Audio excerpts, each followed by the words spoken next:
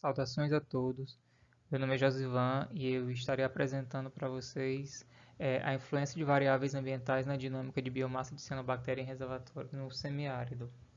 Bem, os autores desse trabalho sou eu, Josivan, o professor Fernando, Maria Rita, a professora Eunice e a professora Ana Célia. Bem, as cianobactérias são organismos cosmopolitas.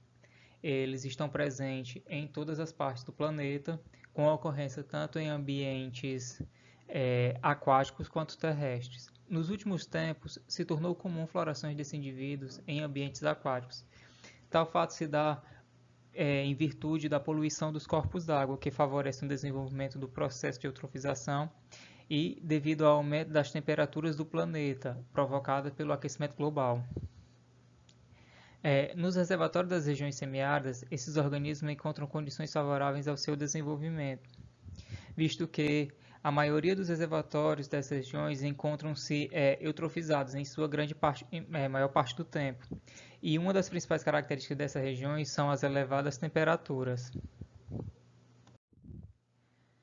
As proliferações prolongadas de cianobactérias podem trazer sérios problemas relacionados aos mananciais de água.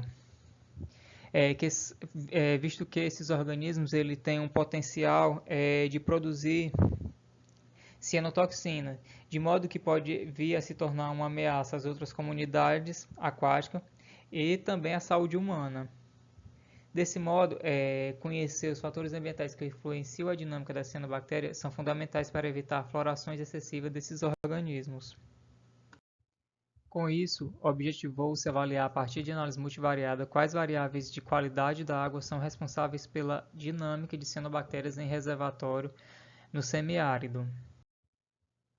Bem, o trabalho foi desenvolvido no reservatório Oroz, que fica localizado na região centro-sul do estado do Ceará, mais especificamente na subbacia do Alto Jaguaribe.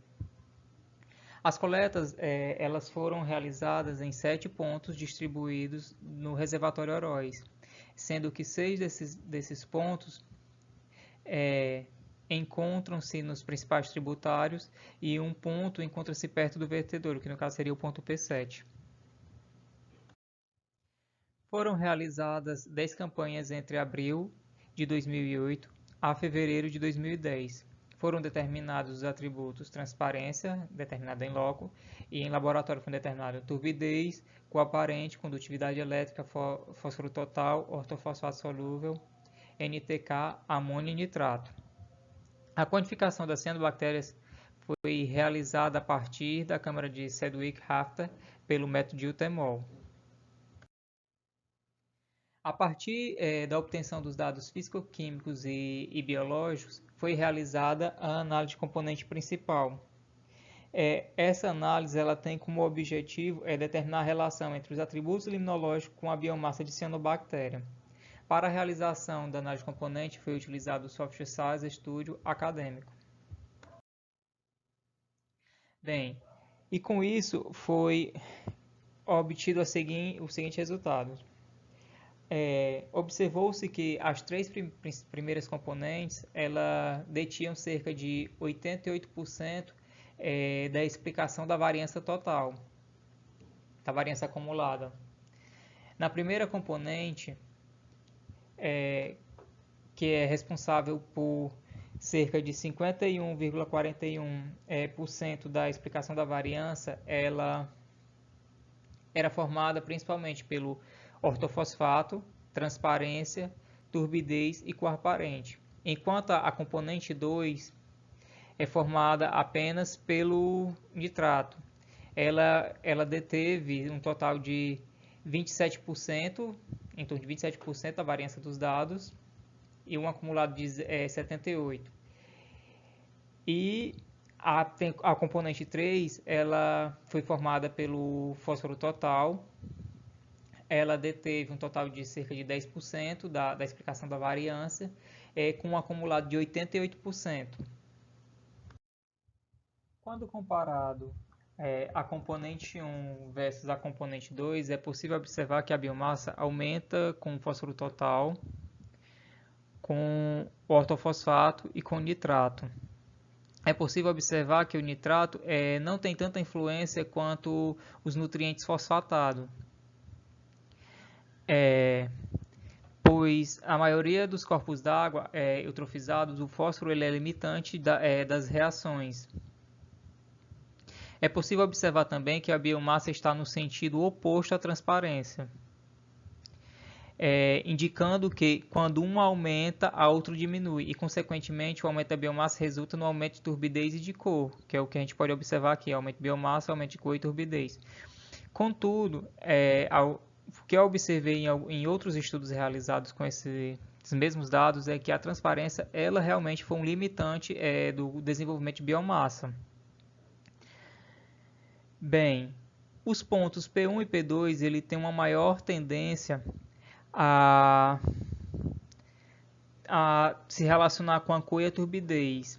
Haja vista que o ponto P2 ele é entrada do rio Jaguaribe, que é o responsável por introduzir uma grande carga de sedimento do reservatório.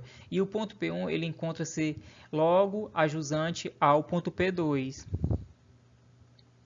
Já os pontos P4 e P5 têm relação positiva com as frações nitrogenadas, pois próximo a esses pontos são desenvolvidas atividades de pecuária, agricultura e piscicultura. Piscicultura aqui no ponto P5.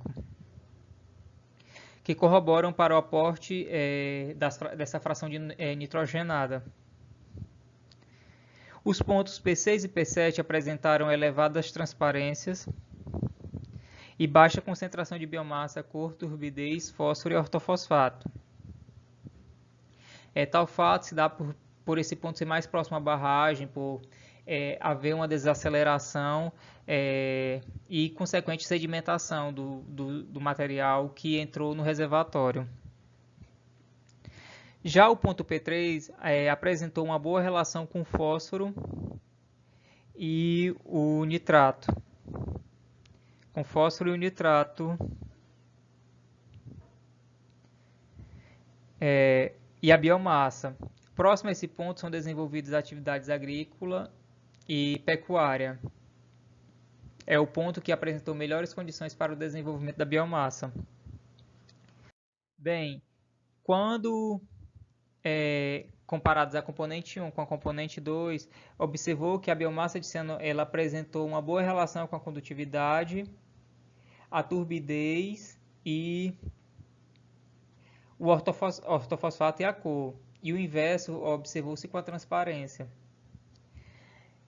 Enquanto a influência das variáveis sobre os pontos, foram observadas a mesma tendência que nas componentes anteriores.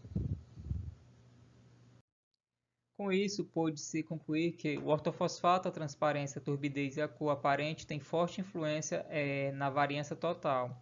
Os atributos fósforo total e ortofosfato solúvel foram responsáveis pelo aumento das concentrações de biomassa de cianobactéria. Por fim, o atributo transparência limitou o crescimento dessa biomassa.